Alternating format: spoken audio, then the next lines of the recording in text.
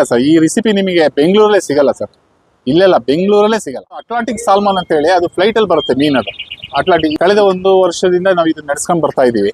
Premium fishes ಮಾತ್ರ ಮಾರ್ತಾ ಇದೀವಿ ಸರ್. ಇಲ್ಲಿ ಇಂಡಿಯನ್ ಸಾಲ್ಮನ್ ಸಿಗುತ್ತೆ, ವೈಟ್ ಪಾಂಪ್ರೆಟ್, ಕಾಣೆ ಸಿಗುತ್ತೆ, ಅಂಜಲ್ ಸಿಗುತ್ತೆ.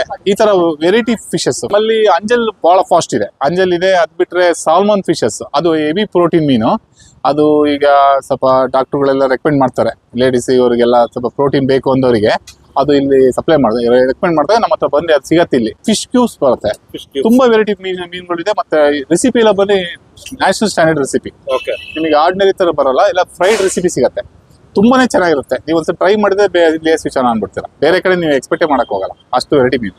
ಆರ್ಟಿಗೆ ಅಥವಾ ಬ್ರೈನಿಗೆ, ಇದು ಐಸಿಗೆ, ಇವಕ್ಕೆಲ್ಲದಕ್ಕೂ ನಿಮಗೆ ಫಿಶಸ್ ನಮ್ಮಲ್ಲಿ ರೆಗ್ಯುಲರ್ ಸಿಗುತ್ತೆ. ಇಲ್ಲಿ ಮೀನು ತಿನ್ಬಿಟ್ರು ಅಂದ್ರೆ ಅವ್ರು ನೆಕ್ಸ್ಟ್ ಅವ್ರ ಮೀನಿನ ಅಡಿಕ್ಟ್ ಆಗ್ಬಿಡ್ತಾರೆ.